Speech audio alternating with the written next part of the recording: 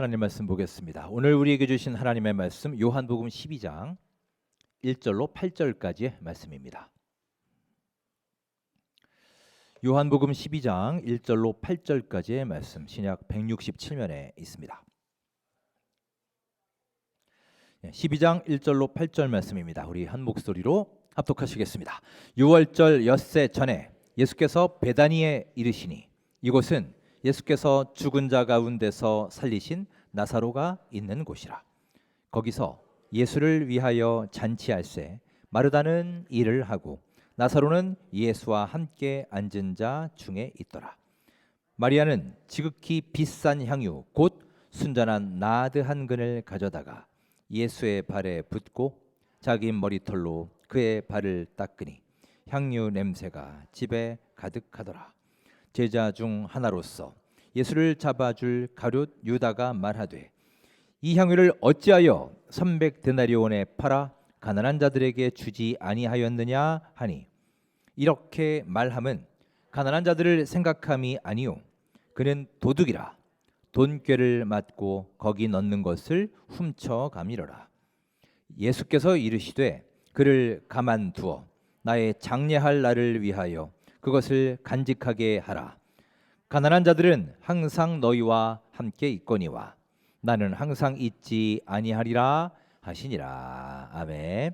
오늘 우리에게 주신 하나님의 말씀입니다. 예수 그리스도의 십자가 고난을 묵상하며 기억하는 또 하나님의 사랑에 감사하는 사순절 기간을 보내고 있습니다. 오늘이 그 다섯째 주일입니다. 오늘도 이 예배 가운데 하나님의 크신 은혜와 감동이 충만하시기를 주의 이름으로 축원합니다. 함께 우리 축복하며 서로 인사하겠습니다. 반갑습니다. 잘 오셨습니다. 주님의 사랑과 은혜가 충만한 이 사순절 기간 보내시기 바랍니다. 반갑습니다. 우리가 요즘 자주 쓰는 말 중에 가성비라는 말이 있습니다. 예를 들어 너 이번에 핸드폰 새로 산 거 어때? 그러면 야 좋아. 가성비 아주 끝내줘. 이런 식으로 주로 쓰죠.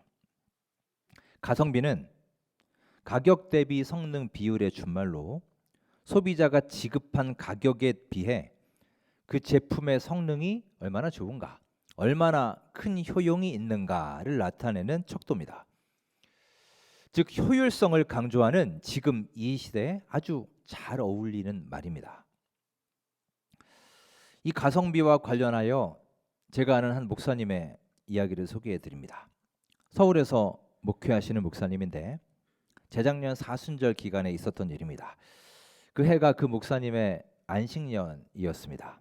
그래서 한 달 휴가를 받고 춘천에서 지내고 계셨습니다. 그 기간 동안에는 예배도 춘천에서 온라인 예배로 드리곤 했습니다. 그렇게 사순절 일정이 진행이 되고 있었는데 하루는 그 사순절 기간 평일 새벽에 그 서울 교회 지역에 연합 새벽 예배 일정이 잡혔습니다. 또 마침 그 목사님이 담임하는 그 교회가 그날 특송을 하게 되었습니다. 자, 휴가 기간이기도 하고 지금 춘천에 계시니 당연히 영상으로 예배드릴 상황이었지만 목사님은 잠시 고민에 빠졌습니다. 올해 이 사순절 연합 예배 때 우리 교회가 특송하는 날인데 이렇게 의미 있는 날이고 단 한 번 기회인데 새벽에 직접 현장에 가서 예배 드릴 것인가 아니면 그냥 영상으로 드릴 것인가 깊이 갈등이 되었습니다. 자, 합리적으로 생각해 본다면 1시간도 채 되지 않는 예배입니다. 그리고 길어야 특송 5분 정도밖에 안 되는 것이죠. 그 시간을 위해서 춘천에서 서울까지 그 새벽에 가서 예배하고 또 끝나고 다시 춘천으로 온다? 더욱이 휴가 기간인데 누가 봐도 이것은 이해하기 어렵고 효율성도 떨어지는 그야말로 가성비 최악의 선택일 겁니다. 하지만 그 목사님은 결국 그 예배에 직접 참석하기로 결정을 하고 새벽에 그 먼 길을 달려가셨습니다. 그런데 막상 출발하니 오고 가는 그 과정에서 이미 큰 은혜를 받으셨어요. 그 설레임과 예배에 대한 기대감이 얼마나 충만했는지 모릅니다. 그리고 현장에 도착해서 함께 예배하고 찬양하는 그곳에서 하나님을 만난 감동이 마음속에 폭포수처럼 넘쳐났다고 합니다. 그래서 그 어느 사순절보다도 더 풍성한 감동과 은혜의 사순절이 되었다. 이런 간증을 하셨습니다. 저는 그 목사님 간증을 들으며 이런 생각이 들었습니다. 오늘날 세상이 추구하는 가성비로 따져볼 때 이 목사님의 선택은 참 비효율적이고 비합리적인 선택일지 모릅니다. 아마도 사람들은 정말 고지식하다, 심지어 참 어리석다라고 생각할지도 모릅니다. 하지만 한편으로 오늘날 수많은 교회 공동체가 세상이 추구하는 이런 가성비나 효율성이란 가치에 편승하는 가운데 정말 귀하고 정말 소중한 가치를 혹여 잃어버리고 있지는 않은지 현재 우리의 신앙의 모습을 깊이 돌아보아야 할 것입니다. 오늘 본문 요한복음 말씀은 우리에게 잘 알려진 말씀입니다. 한 여인이 귀한 향유 옥합을 깨뜨려 예수님께 부은 사건입니다. 예수님의 죽음을 예비한 것이죠. 중요한 것은 이 사건 바로 다음에 가룟 유다가 예수님을 배신하기로 결심했다는 겁니다. 우리는 요한복음을 읽었지만 동일한 내용이 마태복음에 나오는데 마태복음에는 바로 이 향유를 부은 사건 바로 다음에 가룟 유다가 배신한 사건이 나옵니다. 이 사건이 일어난 때를 예수님 생애의 마지막 한 주간, 고난주간이죠. 고난주간 중에 특별히 수요일에 일어난 사건으로 봅니다. 이렇게 한 여인의 헌신과 가룟 유다의 배신이 같은 날에 일어난 거예요. 그래서 이 날을 일컬어 헌신과 배신의 수요일이라고도 부릅니다. 자, 같은 날에 같은 장소에 이 두 사람이 함께 있었습니다. 하지만 한 사람은 헌신했고 다른 한 사람은 배신한 날입니다. 그 여인은 자신의 옥합을 깨어 헌신했지만 가룟 유다는 배신을 결심합니다. 극명하게 나뉘는 삶입니다. 한 가지 우리가 주목할 것은 이 사건이 일어난 장소입니다. 이곳이 어디냐? 베단이에요. 자, 마태복음 26장에 보시면 더 구체적으로 나와 있습니다. 예수께서 베다니 나병 환자 시몬의 집에 계실 때에라고 합니다. 베다니의 나병 환자 시몬의 집에 계셨다라고 했는데요. 그러고 보면 참 이상한 점이 있습니다. 이에 앞서 예수님은 예루살렘에 입성하셨잖아요. 여러분이 잘 아시는 그 장면. 수많은 사람들이 손에 종려나무 가지를 들고 흔들며 소리를 쳤죠. 자기 겉옷을 깔고 호산나 다윗의 자손이요 찬송하리로다. 주의 이름으로 오시는 이요 호산나. 이렇게 열광적인 환영을 받으면서 예루살렘에 입성했습니다. 자, 그런데 그렇게 수많은 환영을 받으신 예수님은 왜 굳이 예루살렘을 떠나서 베다니에서, 그것도 나병 환자의 집에서 머무르신 것일까요? 참 안타깝게도 그 이유는 예루살렘에 예수님을 모시고 재워주는 사람이 아무도 없었기 때문입니다. 마태복음 21장을 보시면 예수님은 첫날에도 예루살렘 성 밖으로 나가세요. 그래서 베다니에서 유하셨다라고 기록합니다. 자, 왜 이런 일이 벌어지는 걸까요? 예수님은 당시 바리새인, 사두개인, 서기관들 또 여러 종교 지도자들과 계속해서 부딪힙니다.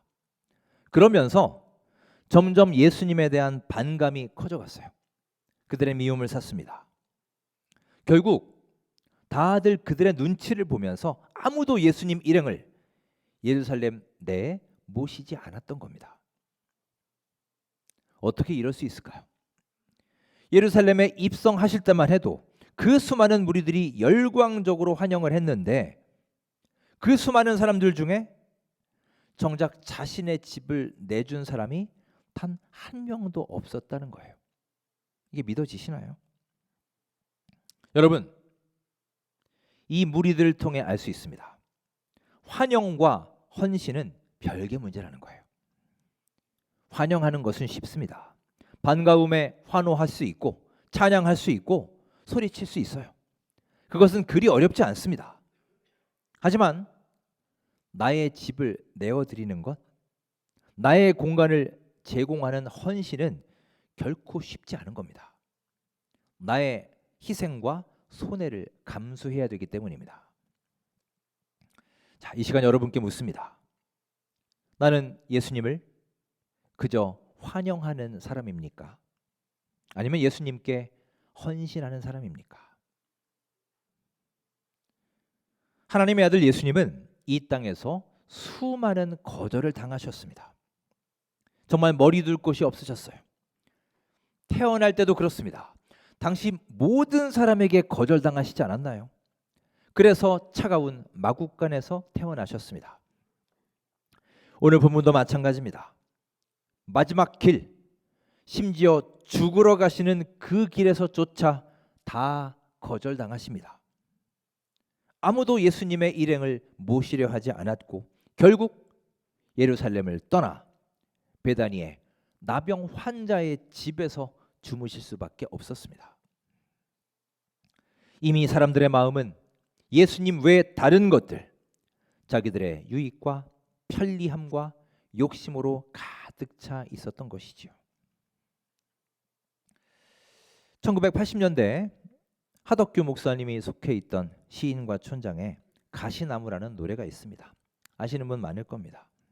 그 노래의 첫 가사가 이렇습니다. 내 속엔 내가 너무도 많아 당신의 쉴 곳 없네. 내 속엔 헛된 바람들로 당신의 편할 곳 없네. 참으로 내 속엔 내가 너무도 많아서 우리 안에 너무 많은 것으로 이미 꽉꽉 채워져 있어 정작 내 안에는 하나님의 쉴 곳이 없다는 거예요. 하나님께 내어드릴 공간도 시간도 없다는 것입니다. 여러분, 지금 우리의 모습도 그렇지 않나요? 크게 다르지 않을 겁니다. 하루 24시간 내내 뭐가 그리도 바쁜지 온갖 스케줄로 가득 차 있고 뛰어다니지만 정작 하나님께 드릴 것만 없습니다. 시간도, 물질도, 우리의 수고도, 노력도 하나님께 드릴 것은 자꾸만 뒤로 밀리게 되지요. 예루살렘 무리들처럼 환영은 하지만 기쁨에 겨워 찬양도 하고 소리도 치고 환호도 하지만 여러분, 하나님께 드리는 삶이란, 헌신이란 완전히 다른 차원의 문제인 겁니다. 자, 그런데 이때 놀라운 사건이 일어납니다. 자, 오늘 본문 3절을 함께 읽으며 어떤 일이 벌어지는지 살펴보겠습니다. 3절입니다. 마리아는 지극히 비싼 향유 곧 순전한 나드 한 근을 가져다가 예수의 발에 붓고 자기 머리털로 그의 발을 닦으니 향유 냄새가 집에 가득하더라. 아멘. 식사하는 자리에 마리아라고 하는 한 여인이 나타납니다. 귀한 향유 한 옥합을 가지고 나와 그것을 깨뜨려 식사하시는 예수님께 부었습니다. 그날 예수님께 부었던 이 향유의 가치가 어느 정도냐? 성경에는 300데나리온이라고 나옵니다. 자, 한 데나리온이 노동자의 하루 일당이라고 했어요.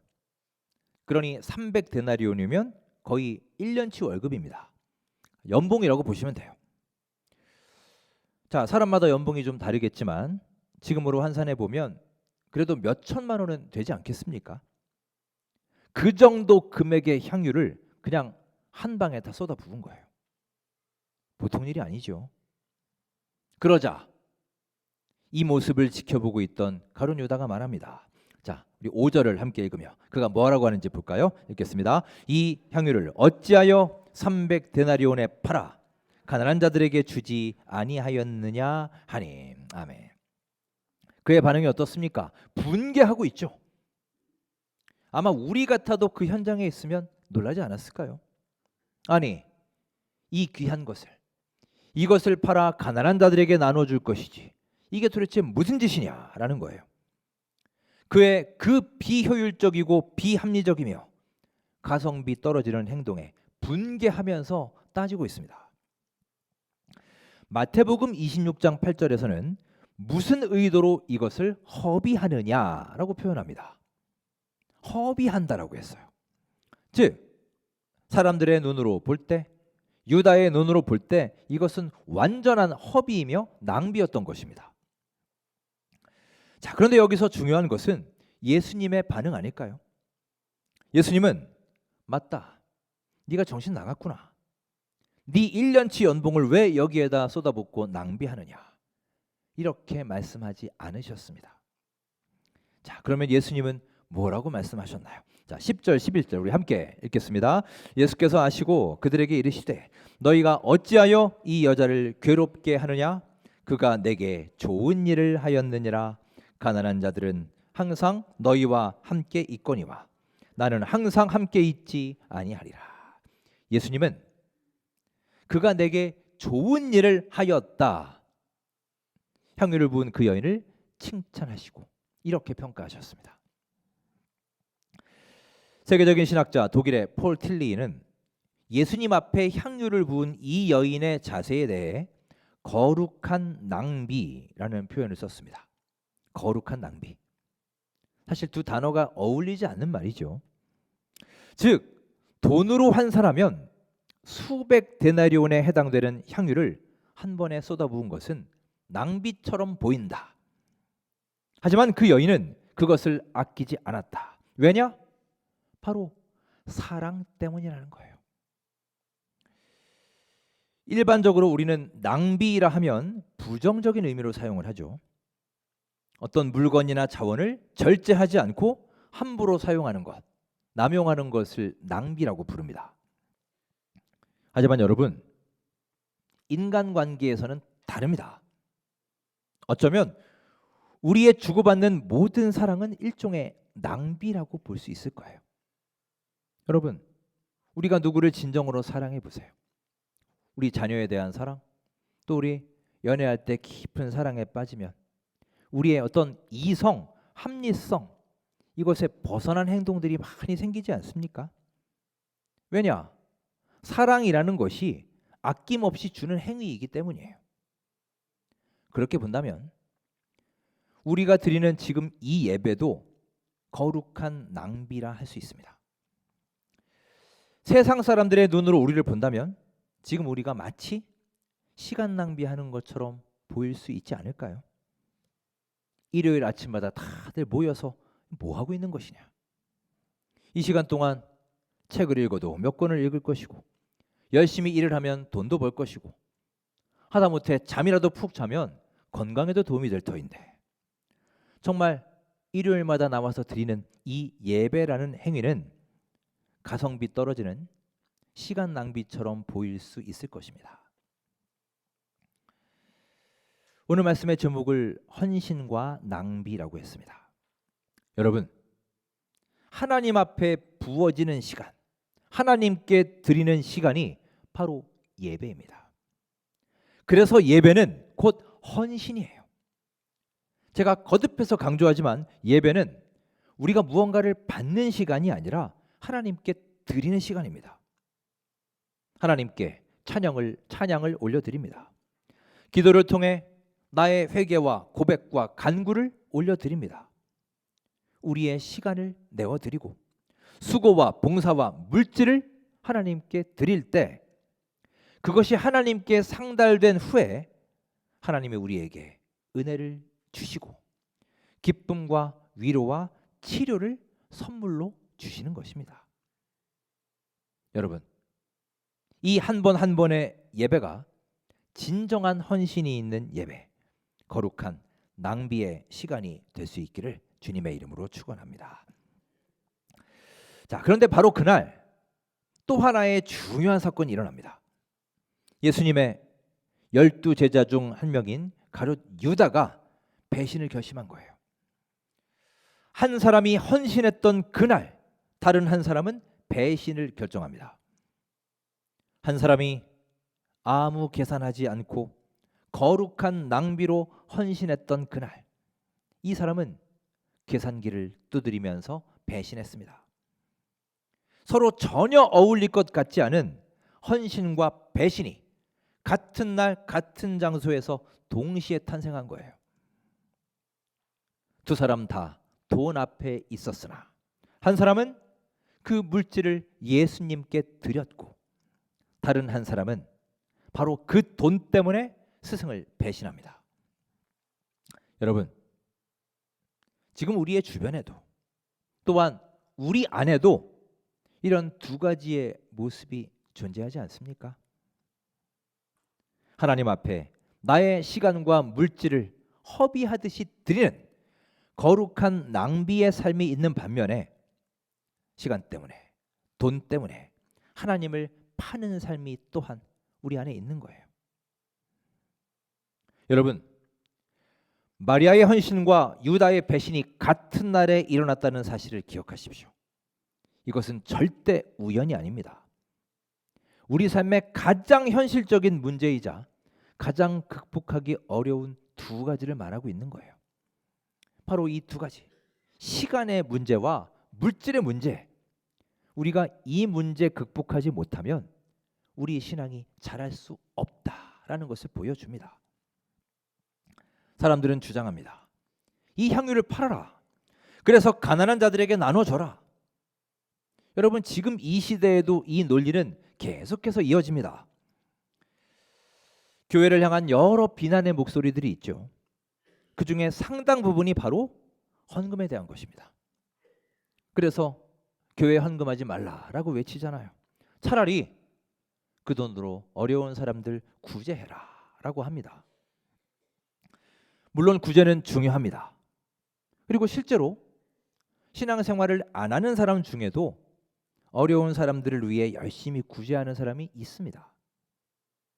그런데 여러분, 가룟 유다는 그런 사람이 아닙니다. 그는 가난한 사람들을 이용해서 핑계대는 삶이었어요. 자, 실제로 성경에 나옵니다. 실제 성경에 보시면 유다가 가난한 사람들을 구제했다, 도왔다, 이 얘기가 나올까요, 안 나올까요? 자, 한번 볼까요? 오늘 보면 6절 말씀을 함께 읽겠습니다. 읽겠습니다. 이렇게 말함은 가난한 자들을 생각함이 아니요 그는 도둑이라 돈괴를 맞고 거기 넣는 것을 훔쳐가미로라. 아멘. 여기에 유다의 진짜 마음이 드러나죠. 가난한 자들을 생각함이 아니다라고 밝힙니다. 오히려 그는 돈괴를 맡은 사람이었죠. 그 돈괴를 훔쳐가는 도둑이었다는 거예요. 이게 그의 정체였습니다. 여러분, 유다의 위선이 아니라 마리아의 헌신과 거룩한 낭비의 삶을 배우고 실천해 가는 이 은혜로운 사순절 기간이 될 수 있기를 주의 이름으로 축원합니다. 자, 마지막으로 우리가 주목할 게 있습니다. 지금 이 사건이 일어나고 있는 장소예요. 이 사건이 어디에서 일어나고 있다고 했나요? 베다니의 나병 환자 시몬의 집이었습니다. 여러분, 나병을 잘 아시죠? 나병 환자의 집이라면 그 집의 냄새가 어땠을까요? 쾌쾌한 냄새로 가득하지 않았겠습니까? 아마 썩는 냄새가 진동했을 것입니다. 예수님은 아무도 재워주는 사람이 없었기에 그곳에 머무르신 거예요. 그런데 그렇게 쾌쾌한 냄새 가득하던 그 집에 어느 날 놀라운 일이 일어납니다. 한 여인이 와서 자기의 1년치 월급에 해당하는 그 값비싼 향유를 깨워서 거기에 부어버린 거예요. 자, 그러니 여러분, 이제 어떻게 되었을까요? 마침내 그 집안의 냄새가 바뀌게 된 것입니다. 쾌쾌한 썩은 내 진동하던 그 집이 이제 아름다운 향기로 가득하게 되었습니다. 결국 이 여인은 자신이 있는 공간의 향기를 바꾼 여인인 거예요. 사랑하는 여러분, 여러분과 저 모두 이 여인과 같이 내가 있는 곳에 공기를 바꾸는 사람 될 수 있기를 간절히 소망합니다. 우리 그리스도인은 내가 있는 곳에 냄새를 바꿀 수 있는 자가 되어야 합니다. 혹여나 반대로 내가 오기 전에는 향기가 났는데 내가 오면서 악취가 나기 시작한다면 여러분, 이것은 정말 불행한 일 아니겠습니까?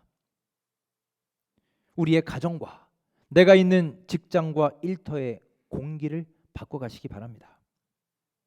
원망의 냄새가 풍기고 있다면 감사의 향기가 풍기는 곳으로 바꾸십시오. 혹여 말을 함부로 하고 남의 험담들을 하고 비판들을 하고 이렇게 서로 상처를 주는 분위기가 있었다면 이제 나부터 긍정의 말, 사랑의 말, 위로의 말을 통해 예수 그리스도의 선한 향기를 뿜어내고 전파할 수 있게 되기를 간절히 바랍니다. 그게 우리에게 주어진 과제이자 본분입니다. 자, 그런데 한 가지 주목할 게 있습니다. 이 집의 공기가 어떻게 바뀌었느냐라는 거예요. 자, 변화된 원동력이 무엇입니까? 마리아가 그 향유 옥합을 가지고 와서 그것을 깨뜨렸기 때문이에요. 내 것을 깨뜨림을 통해 비로소 변화가 가득한 겁니다. 여러분, 그 나를 깨뜨림이라는 것이 곧 헌신 아니겠습니까? 헌신 없이, 내 것을 깨뜨림이 없이 어떻게 내 환경과 공기를 바꿀 수 있을까요? 말씀을 마무리합니다. 예수님의 마지막 수요일은 헌신의 수요일이면서 동시에 배신의 수요일입니다. 오늘 마리아와 가룟 유다를 통해 두 가지 대비되는 삶의 모습을 묵상합니다. 효율성과 가성비가 지배하는 이 시대, 우리 모두 헌신과 거룩한 낭비를 통해 하나님을 기쁘시게 하며 마리아처럼 하나님의 큰 칭찬과 상급을 받고 누리는 귀한 삶이 되시기를 주님의 이름으로 축원합니다.